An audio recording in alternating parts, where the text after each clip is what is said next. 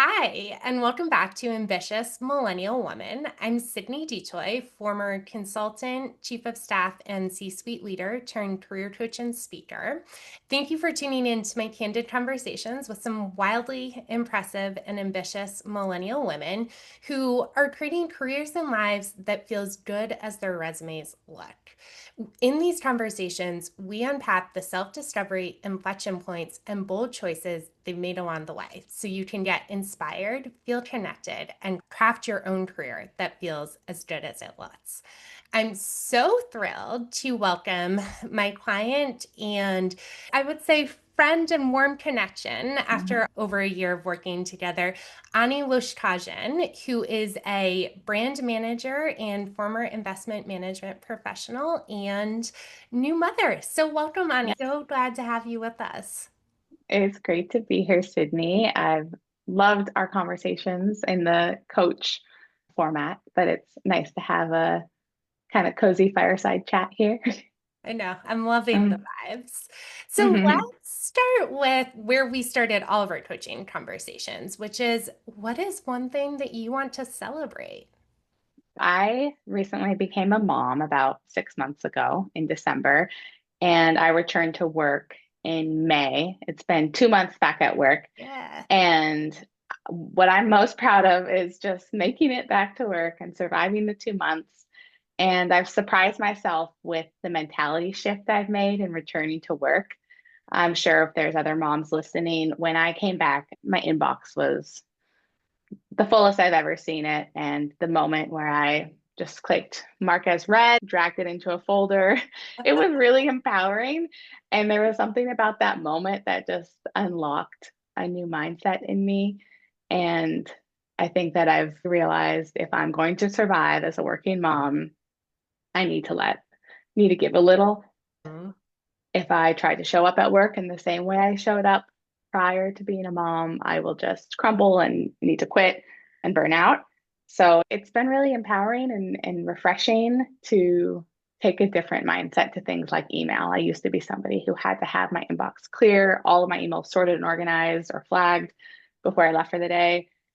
And much to the horror, when I tell my friends or coworkers, they're like, "How do you do this now?" And I know there are other people who exist with this approach to email and they manage just fine, but I just kind of look out for the things that are important and make sure that I respond to those. It's been a huge change, but that's kind of the shift in mentality that's defining my life right now. And I'm proud of it. And if anything, I actually feel that I'm a better employee and I'm focusing on what's really Hmm. important and what's strategic versus being a perfect executor. My whole life, I've prided myself on being a perfect executor, but like nobody is coming to me and asking, did you respond to this email about some small detail that is never going to be rewarded for anything? Yeah. The intention was not to be strategic, the intention was to survive. And then in the mix, I ended up becoming more strategic. Yeah. I love that. Like becoming a new mom empowered, elevated you to a whole new level of being strategic and really Mhm. focusing on what matters. Mhm. And what I tell all my clients is inbox zero should not be celebrated or the goal because the time that you would have spent perfecting the organizational system, getting everything into the right folder and the right color coding is time that you weren't spending Totally. or Right. now spending with Mateo. Yes, I look back now and what did I think my job was? A Yeah. professional email organizer? Like, I'm so Trading OCD. email. Yeah, Do I need to spend my day deleting emails? No, I that's not my know. job. That's not in my job description. Yeah. I So, think that the Inbox Zero email organization management system is a metaphor for a broader mentality shift too, yes, of yeah. not being so tied to perfecting and organizing all those small details, but really allowing yourself to pull up and just be laser focused on what matters. Yes, it makes you more present. I didn't realize how Mm, distracting it was for me yeah. to be aware of every email coming in. And I'm not going to lie, it does mean that I missed some things, but it's not that big of a deal. Yeah. People follow up, people understand. And if you are missing something or the things I've missed, it's not as important. And I'm getting great feedback about coming back and being able to make an impact right away. And I really think the email thing is key to it. Even though it felt naughty at first, I think it's helped me up level in a way I didn't expect. I love that. Yeah. So tell us more about you. You're a new mom, you're a brand manager now, you are Hmm. a strategic, not in box zero, Yes. strategist. But tell us more about you. Give us the not suitable for LinkedIn highlights of your career to date. Sure. So I'm a California girl. I grew up in California. I went to New England for college. I went to Tufts, and that really defined how I started my career. Classic liberal arts, Mm-hmm. New Zealand. I wish New Zealand, New England recruiting path. We were nudged to finance and consulting roles, and that is where I started my career. Cambridge Associates was a firm that recruited at Tufts, investment management consulting for university endowments, foundations, high net worth individuals. I started my career there in Boston. I really enjoyed it, learned a lot. It was very rigorous business Mm-hmm. training to start my career with. That job also brought me back to California. After 2 years, I transferred to the San Francisco office. And ultimately, while I really enjoyed it, it was all I had ever done. And I really wanted to learn more about business, to understand what it would look like maybe to be in an operating role versus an investing role. I had a lot of curiosities and also just didn't really know what I wanted to do with my life. And the Yep. MBA Yep. seemed like a great way to explore that. And I had the privilege of being able to do that with some financial scholarship help. So I went to UCLA Anderson, did a lot of exploring during my MBA, and ultimately decided to pursue an interest that I had in food and agriculture through an MBA rotation program at the Wonderful Company, which is a large food and beverage CPG company based out of LA with a lot of agriculture ties, given they own a lot of the land and water that they use to grow the food and beverages that they sell. So it's been a very interesting 10 years, a lot of diverse experiences. But those are the decisions that guided me along the way. And we can talk about more of that. Yeah. One of the most significant facets of your career, or I would say defining features of your life right now, is being a new mom and Yes. being a new mom with a big job that you're actively managing and getting into the rhythm of day to day. One of the things that we explored in our coaching was what was the right timing to start to expand your family, to conceive? Was it after a promotion? Was it after jumping somewhere else? Was it to just Yeah. go for it and do it now? And how did you get to a place where you just knew the timing was right and this was the right time for you to be focused on your career and Yeah. your family? I think the answer is that like I didn't know that the time was right and I was waiting for the time to feel right. And I Yeah. ultimately just decided like this is something I want. Like nature won't wait. What a shame it would be if I put this off for a job that didn't end up working out. The risks felt too high, but part of the reason why we did start our work together was I was in a position a year into my current role where I was enjoying it, but I still wasn't sure. I had doubt, and I'd always had this gnawing sense of when will I feel like I'm finally in my dream job? When will I feel like I have all the answers to my questions? And that mentality that you have your whole life, really. I've always imagined when I had my family, when I had kids, I'd have arrived, You got to the destination. Yeah. right? All that work is done. The plan is in place for me to now have a family and have a career, like check, have the perfect plan. But I think ultimately how badly I wanted to be a mom overcame that. And Yeah. through our work together, really getting more clear on what mattered to me Mm-hmm. and putting it out into the universe and saying, okay, well, look, why don't I try and see what happens? And I'm so glad that I didn't put my life on hold for this kind of murky question of, am I fulfilled Yeah. in my career? There's no way to predict or even understand the total identity and mindset shift you experience once you become a mom. And I had mom friends who told me about this and warned me and even had advised me, you might not want to make a job change. Like you might just want to wait and see. And even then, I was surprised by how total the transformation is. The process of becoming a mom, giving birth, having a baby, having a family, it has shifted my own sense of what I want. It's slowed me down. It's helped me Yeah. understand that jobs are not linear. While in the short term, I actually value stability more. In the long term, I'm more Hmm. open to taking risks that I didn't even consider before. And new questions crop up like, will I maybe want to work for myself someday? Would I ever want to go part time? Whereas Cool. before, when we were working together, I was like Yeah. very set on, I think I want this type of job. I want it by this Hmm. time. And yeah, it, our personal lives provide us these answers if we give us the space. Yeah. Yeah. What you're naming is something that I witness in so many of my clients is a shift from being career first driven Mm-hmm. to being more personal driven or maybe whole person driven. And I Mm-hmm. think that's often the shift when clients come to me, which is figuring out, and they might not even be able to name it yet, but feeling that there's some sort of shift and expanding beyond Yes, just being so career, so job focused, so advancement focused to trying to think about what else is important to them and how to put those pieces together. totally. And I think a lot of us are used to our ambition just almost blindly fueling us of like this constant Yeah. feeling of next, next, next, a restlessness. Mhm. And for me, it's allowed a kind of a forced pause and a bit of a regroup, which has been welcomed. Yeah.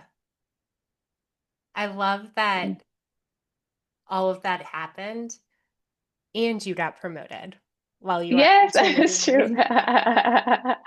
So Yeah, there's something beautiful about that, like releasing the drive, or maybe just your team was appreciating all of the credibility that you had built. But there's something like so amazing about the timing of hmm recognizing you stepping into this new role as a mother and another leadership level.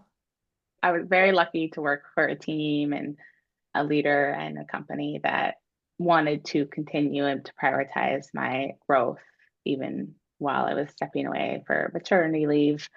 I heard about my promotion decision on my first day back at work, and it was such an exciting piece of news to come back to. Yeah. And And I do think releasing a bit and just letting go probably gave me an energy at work. I think if anything, I was able to be more present and that helped. yeah.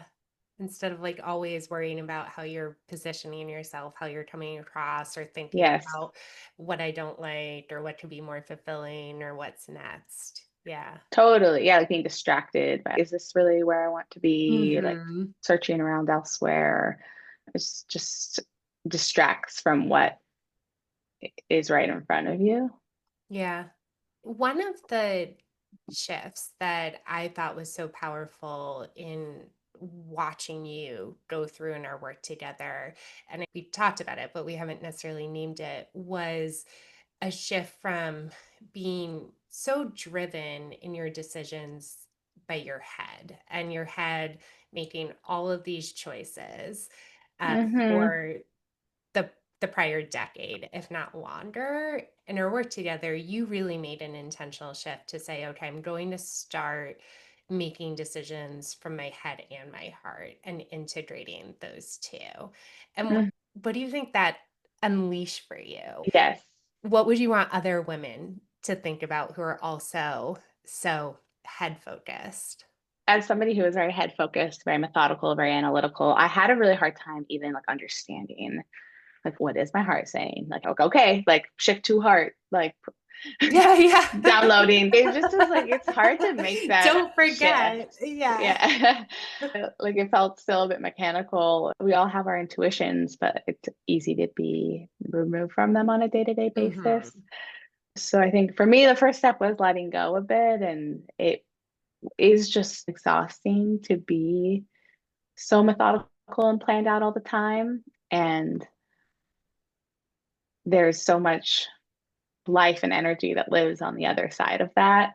And I think one of the moments that was a breakthrough moment for me in our coaching, Sydney, was when we had done a lot of work around what really matters to me and what I might be interested in.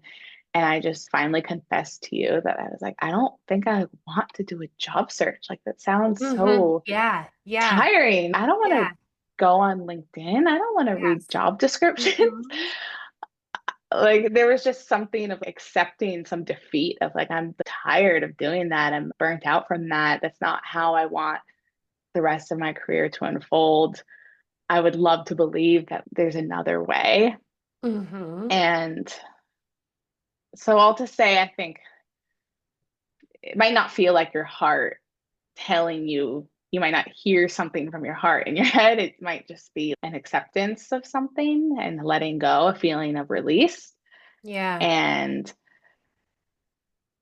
I think that's what's really helped me begin to answer questions like, what do I want? Or what does my intuition say? Well, the first step for me right now is knowing what I don't want and wanting to bring a bit more ease into my life, wanting to focus on my family. And that's allowed me to really trust that this will lead me somewhere that feels Hmm. right. Even if I'm not able to say what looks right is XYZ, and I'm going to do XYZ to get there, it's just kind of like exhaling and trusting. And again, going back to careers are not linear. Yeah. I'm proud of my experience. I know that I've had really interesting roles. I know that I will have an impactful career, and not knowing exactly what that looks like is okay because I'm able to take a step back and feel more confident in myself because Hmm. I'm just less anxious about it all. And Yeah. when I was like thinking about this, because we've talked about this quite a bit, and I do, Hmm. it always reminds me of the movie Inside Out too. Wait, tell me more. Have you seen it? I don't think so. Inside Out 2, it really resonated with my other ambitious millennial friends. And I think there's a reason why it's an animated movie that goes into your mind, and there's this animated figure of anxiety in the driving seat of your mind. Yeah. And it is a pretty powerful illustration of like, what does it look like when you let anxiety in the driver's seat? And when you kick them out, there's room for so much more. Yeah. And what you're naming in the piece around careers not being linear and trusting that you'll find a way to do something that feels exciting and fulfilling to you and uses your talent, probably with good people, and you'll be successful in some shape or form. And that's what I try to remind all my clients. There's not a single woman who comes to work with me who isn't going to have as much success as she wants in whatever shape she wants Yeah. because she's so capable. She has all of these talents and relationships and just sort of Yeah. unique magic to Yeah. create. And I think if we just trusted that a little bit more instead of always striving, working, planning, controlling, it Yeah. would release so much pressure. And as you said, and allow us all to be more present. Absolutely. Yeah. One thing that I've also had to remind myself sometimes is, what's all the striving for? Do I want to be a CEO by the time I'm 40? No, Yeah. that's not my goal. So why do I need to be in a Yeah. certain level? Like, why can't I just be okay where I am? I think that probably a lot of the women listening are in a manager, senior manager, director Mm-hmm. type role, I would assume. And there's only so many more levels to go. Oh, And in theoretically 20, 30 more, depending on how many years you work, you do literally the just math and going to it's like, say that. well, Yeah. what's the race? Do I want the end destination I'm working towards in the next few years? And if no, then just release a little bit. And I think Yeah. it's because we're all so ambitious, but we often haven't defined what that ambition is and what is Hmm. that end goal. And I'm sort of speaking out of both sides of my mouth because I don't think there's value to getting super specific around in 10 years, I want to be an SVP controlling this much budget, controlling this much team. But it is helpful at the same time to know in sort of general shape and form how high are you reaching and how quickly do you want to get there so you Yes. can realize if your pace is a little too quick and too Right. hot and you're going to burn out before you even reach the goal. Yeah. Like, is a wheel going to pop off because you're going too fast Yeah. for Yeah. too short a distance? Yeah. Exactly. That is the perfect way to Hmm. describe it. So, building off of that, how are you thinking about your career moving forward, looking ahead? The result of our coaching work was really exactly like what I had shared earlier. What I want in my life right now is not to be applying to jobs on LinkedIn, try to network with Yeah. every single person that I know. That hustle right now is not resonating with me, but I know that I have a lot of ambition to grow my career. Where I am right now, as like we established through our work together, I got very clear on what matters to me, and my role right now really fits that, Yeah. which I didn't necessarily know before we worked together. And how I'm thinking about my career going forward is that I really want to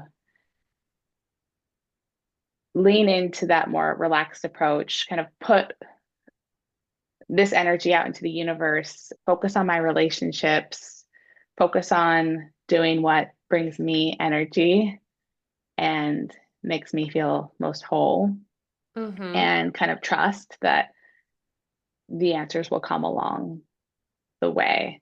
I know that I would love to, in my next step, incorporate some of that expertise I have in investment management that I gained earlier in Mm-hmm. my career, while also being able to leverage some of the skills I'm gaining now in strategy and marketing and really running a brand and a business. I Yep. think that there is a potential for a powerful combination of the two, and giving it actually a bit more time and air is helping me see that. Mm-hmm. I think that if I'm excited to be in this role a bit longer and to gain more of those strategic operator skills, and then hopefully find something interesting that combines it all. Yeah. Well, and I like what you said about you're putting it out there and trusting that the answer will emerge and also that it will come to you too. Mm-hmm. And what we haven't talked about is your relationship building superpower. And so I feel like Mm. you're so perfectly poised to just be able to articulate that to people and all of these strong, really robust connections. And there's no doubt that opportunities will start to come back to you. Thanks, Sydney. Yeah. In our work together, we established that one of my operating principles, one of the things that matters most to me, is people. Yeah. And that's my family, my coworkers, my Yeah. community. I just love all things to do around relationships. Yeah. And I guess what we enjoy tends to be what we're strong with as well. Mhm. And it's funny because I know I mentioned not wanting to aggressively reach out to my network. I'm trying to frame it as I really want to keep in touch with the people that I Mhm. know, that I've had strong relationships with, that something about their life and their journey resonated with me. I'm really enjoying approaching it from a relationship perspective, and taking that shift in mentality is helping me to have more organic conversations and explore things in a way that feels just like the pressure's off. Mhm. Yeah. And I Yeah. imagine you're also having deeper and much more meaningful connections because of that. Again, to go back to the point of you being able to be present, I imagine you're probably showing up as a fuller version of yourself, more present in those conversations than running through some sort of checklist in the back of your head, like, am I impressing this person, or am I going to be able to use this conversation to turn it into a job opportunity? Absolutely. So we went forward and now we're going a little backwards because you talked about how you've used your operating principles or your deep understanding of what's important to you to get really clear on why your job today is right for you. And Hmm. one major operating principle is people. What are your other Hmm. operating principles that have helped you get so clear on what's right for you right now? Yes, we came up with quite a few in our work together. Yeah. I'll highlight like the top few, but people definitely really matter to me. Wellness, so having time to be in nature, to rest, to get in touch with my spirituality, just having that feeling of like abundance of time to Mm, be well is really important to me. And then also growth is one of my operating yeah. principles. So knowing that what I'm doing is advancing me, whether it's giving me time to focus on self improvement and move my personal life forward or gain new skills. So I think those three are what's really guiding me right now. And in distilling those, I realized what led me to evaluate my career with a career coach with you was really more of like a sense of ego and a Mm, sense of mm, restlessness and blind ambition of I want to be earning more, I should be further ahead, this isn't exactly the perfect right fit, and just not feeling a sense of control of knowing why I was doing what I was doing. But then once I became mhm. really clear on those operating principles, I was able to realize that I was taking so much for granted and that actually my role provided a very supportive team that I'm excited to Yeah. see every day. I really enjoy Mhm. working with them. I have flexibility. There's something about the balance and the cadence of pace of the work, the type of work that provides enough learning opportunity. I don't feel stressed when I close my laptop, whereas I really enjoyed my work in investment management, but being in the client model, I was Yeah. constantly stressed and constantly on, and the consulting lifestyle really burnt me out. Realizing that this job is providing that right balance for right now of kind of the push and pull and being able to give me the time and like the freedom in my mind to live a balanced life and be a whole person. And a big part of it was truly accepting that trade-offs are real. Mhm. And Mm. I'm sure that you see this with the client. Something I had to accept is that those trade-offs are real and that I was seeking perfection, and perfection does not exist. And we Mhm. want the job that is the most money and the most Yeah. visibility and the most impressive and the most intellectually interesting. But also, I want to be offline at 5 and I want to Yeah. have time to be with my kid and I want to not work on the weekends. And Yeah. unfortunately, if you think that there's somebody who has that, I probably don't. And Yeah. that was also part of our process that was helpful is you prompted me to talk to a lot of other women, a lot of other professionals, and identify the people that I looked up to or admired. And in talking to Yeah. them, you realize like everybody is making a trade-off and there is no perfect. So just like take a look at what your trade-offs are and do they work for you right now? And there might be a time where for me, my trade-offs aren't working anymore. And then it will be really time to make a change. But it's a tough pill to swallow to be like, there are trade-offs. Yeah. 100%. I imagine because you know what your non-negotiables are, it Hmm. makes some of the trade-offs easier Yes, to yes. make. Another car metaphor. It's like being on the road in a car and driving around and you don't have a map. So you're like, where the heck am I going? Yeah. And then just having a little bit of like, you don't have a destination, but you're on like a scenic road trip and here's a map in case you need it, is what it feels like versus just being in the car and not knowing Yeah. what I'm doing. The car metaphor is so good.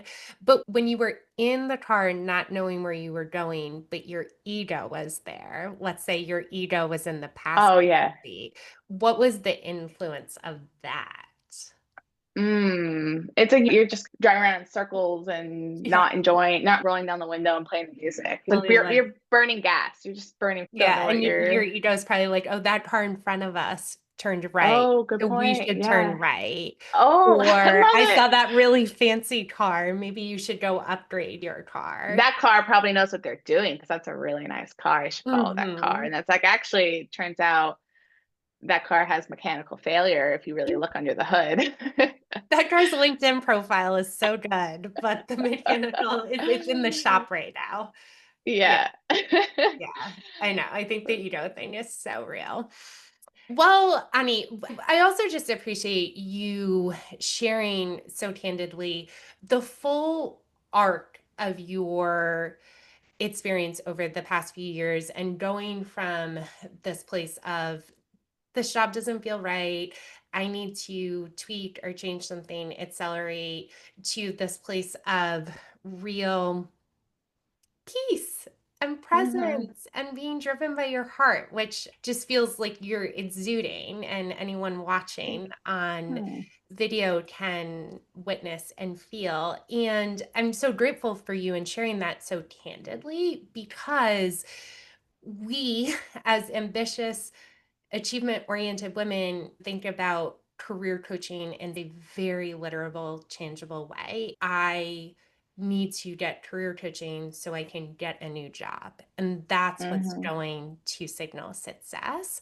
You did career coaching and you're still in the same job, had some massive other Yeah. changes and shifts to your life. Yeah, And we would both say it was still a rip roaring success. So I appreciate totally. you sharing that. Yes, I think that it's like short term versus long term mentality. And you really helped me identify what really matters to me right now, what matters to me in my life, and what's the right order of events.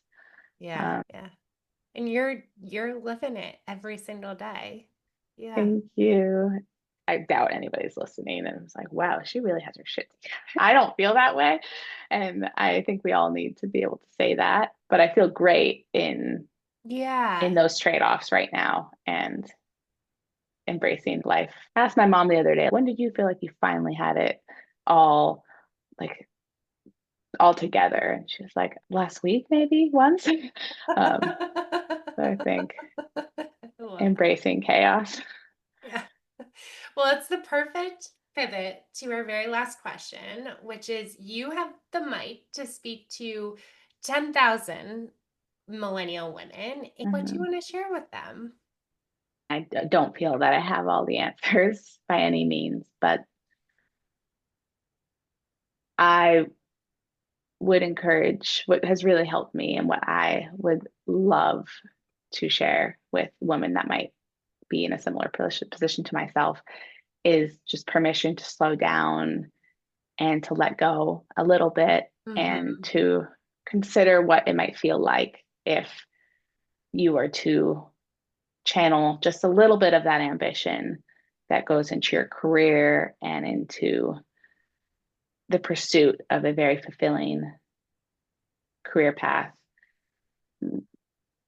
channeling a little bit more of that to personal life, whether it's Mm. taking a trip, picking up a new hobby, exercising one extra day a week, starting a family, whatever it is. I've been really surprised by how much the investment of that time multiplies and has the ability to bleed energy into all other aspects of your life and to provide the answers that you thought lay over here with the career search, but actually Hmm. the answers lie elsewhere. And I would just give everybody a big hug. I think that we are a unique breed of human. Everyone's doing a great job. I wish we could give Yeah. a big virtual hug to everyone, Mm-hmm. but agree. Slow down. Make sure you're using some of your energy on yourself and your full life. You'll find the fulfillment, the contentment inside. And big hug to everyone. Yes. You just saw my Well, husband crawl in the was that background. you? We'll 100% leave that one in. Yeah. Well, I know Get yourself a supportive husband too who will crawl in the background of your podcast to that's the number one for tip. But we also know you have to go grab Mateo. yeah, So we'll let yeah. you go. And I'll leave you with just a call to if anyone wants to connect with Ani, we'll drop her LinkedIn in the show notes. And she's always open to connections and Yes. meeting new people. I would love to meet anybody who enjoyed listening and would want to chat. Awesome. Thank you Okay. so much. Thanks, Sydney.